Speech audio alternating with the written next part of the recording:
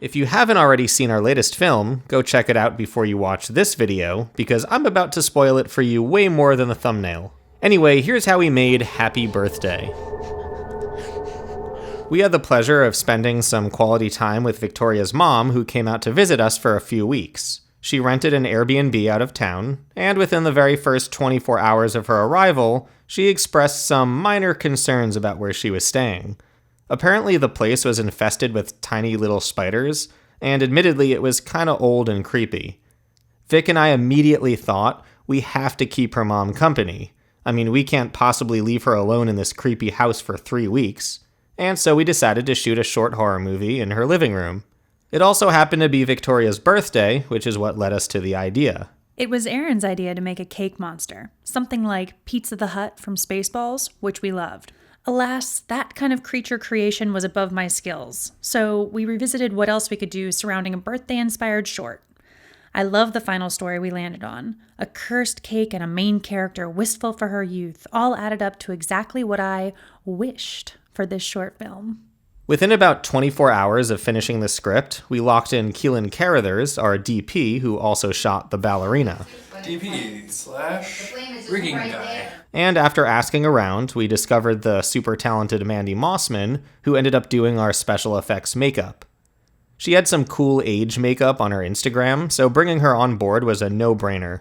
Since Victoria was going to be busy playing the creature, we also invited our dear friend Anna Shields to help produce. Anna was the creator of these eyeballs made from gelatin, which Victoria would later on eat. And so our one-person crew became a 3-person crew.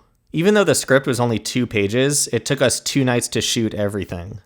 I brought my GVM lights, but mostly we used Keelan's tube lights, which he either taped or zip-tied to the wall, or hung above using a C-stand.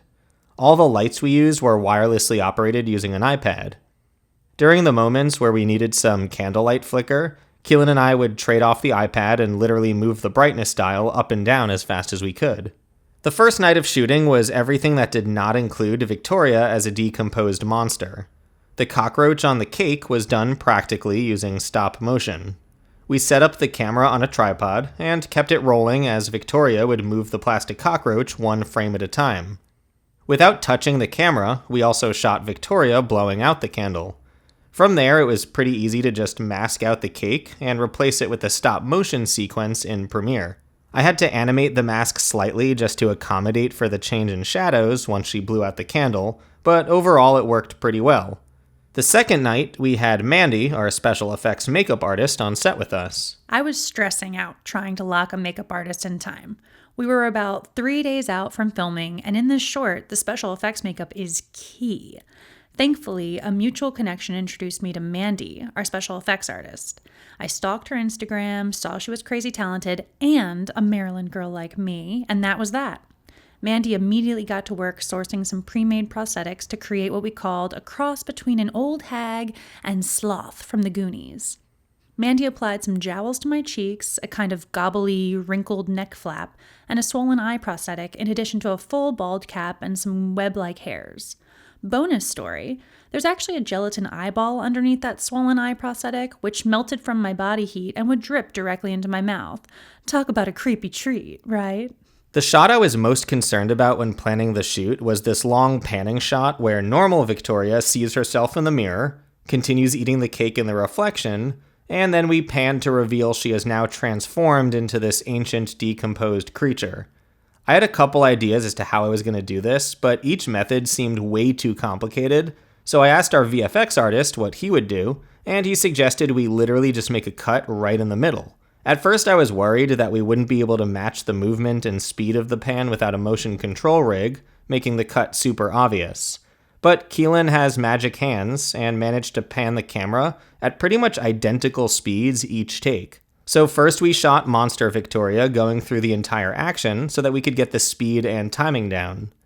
Then we waited 2 hours while Victoria got out of makeup, and without touching the camera, we shot the same action with normal Victoria.